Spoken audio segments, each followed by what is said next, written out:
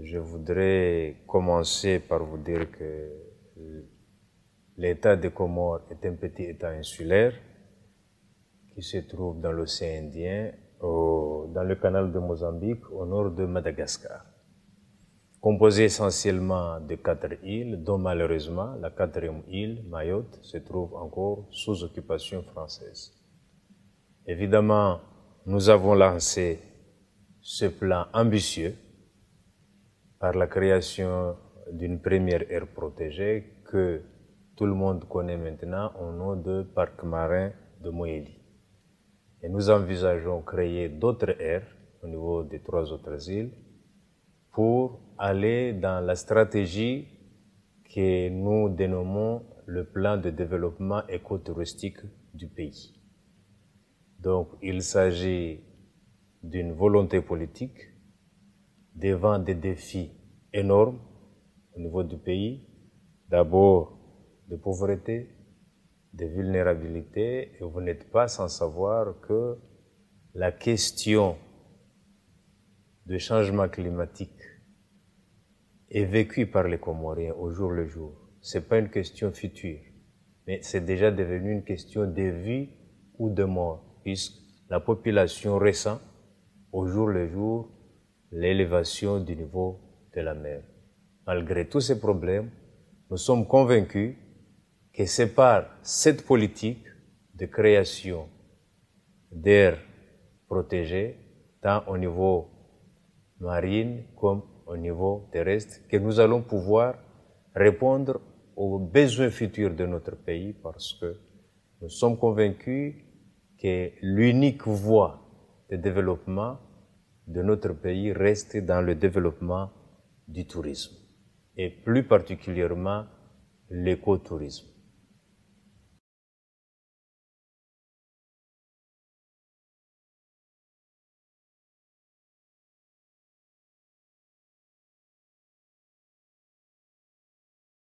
Nous comprenons tous maintenant que toute activité humaine est avant tout une réalité économique. C'est une situation certes difficile pour un petit pays comme le nôtre, où la pression démographique, où les problèmes de pauvreté, où la population n'a que comme activité principale l'agriculture, leur dire qu'il faut laisser une partie du territoire pour les aires protégées. Nous avons réussi ce pari au niveau du parc marin de Moélie, puisque initialement la population était contre, mais bientôt plus de 10 ans, elle a commencé à comprendre elle a commencé plutôt à constater les retombées. C'est quoi? C'est d'abord l'augmentation de la capacité de prise de poissons. En 2001, on était à 250 tonnes. En 2012, l'évaluation que nous avons faite, nous sommes à plus de 400 tonnes. Et là, je précise qu'il s'agit d'une pêche purement traditionnelle. C'est-à-dire, on n'utilise que les pirogues et la maison. Il n'y a pas de filet, il n'y a pas de vedettes motorisées qui font la pêche au niveau de cette région. Deuxième élément, les touristes qui viennent pour faire des plongées, qui viennent pour observer la ponte des tortues pendant la nuit, apportent des revenus supplémentaires à la communauté environnante. Donc on a dû constater que cette population bénéficie de certaines choses, mais vous n'êtes pas sans savoir que par cette politique de conservation, nous réglons aussi un problème fondamental, celui de l'écotourisme. La pluviométrie a augmenté, ce qui leur permet aussi de faire plus d'agriculture, et plus particulièrement la culture maraîchère, qui est un élément aussi assez important qui contribue à leur bien-être, mais surtout sanitaire. Parce que, vous savez, je suis en charge du ministère de la Santé. Le problème de maladies non transmissibles n'est pas seulement un phénomène des pays développés, mais aussi des pays sous-développés. Parce qu'il faut qu'on aille vers la culture de manger équilibré.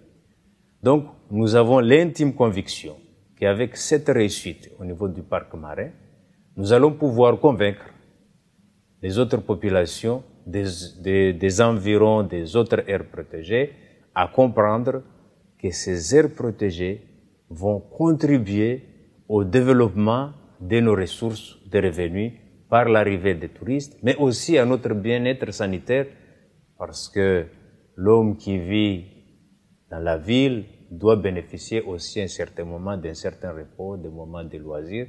Ce sont des éléments assez importants. Je crois que la partie la plus difficile reste le travail pédagogique, reste les défis financiers.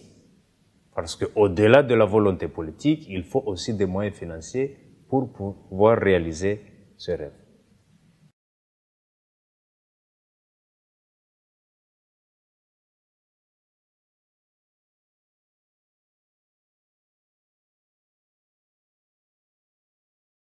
Mon message est simple. Nous crions tous et nous parlons tous de la globalisation, de la mondialisation.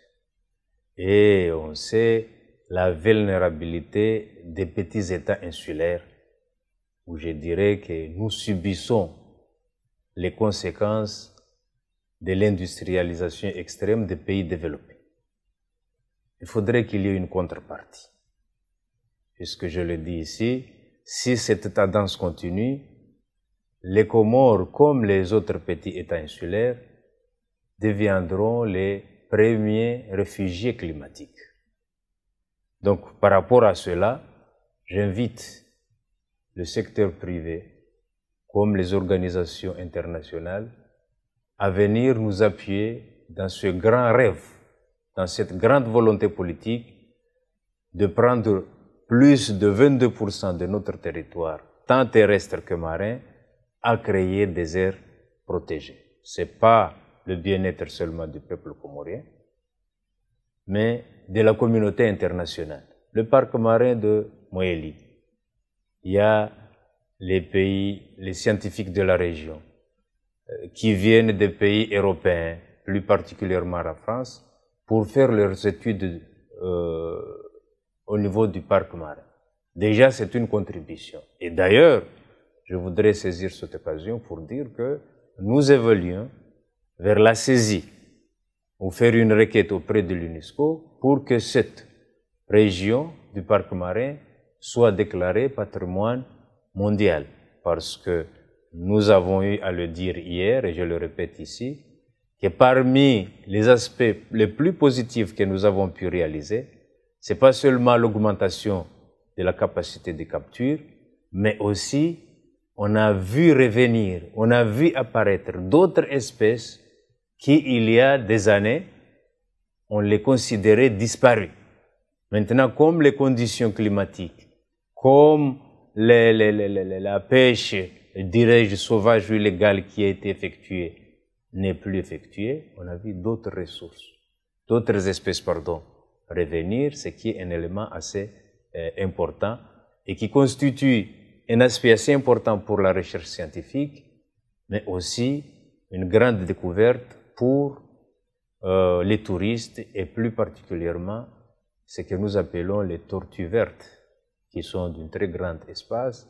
Et vous savez que les Comores, parmi leurs grandes richesses, nous avons ces espèces de chauves-souris appelées les Livingstone, qui ont à peu près 1 mètre d'aile de plus d'1 mètre, et qui sont uniques au niveau de la forêt des Comores, et spécifiquement dans la petite île de Moélie. Donc, je lance un appel à tous nos partenaires pour avoir non seulement l'assistance financière, mais aussi l'assistance technique, parce que c'est notre modeste contribution au développement de notre monde, au développement de l'humanité, mais aussi du monde scientifique pour la recherche des différentes espèces, tant au niveau du faune comme au niveau du flore.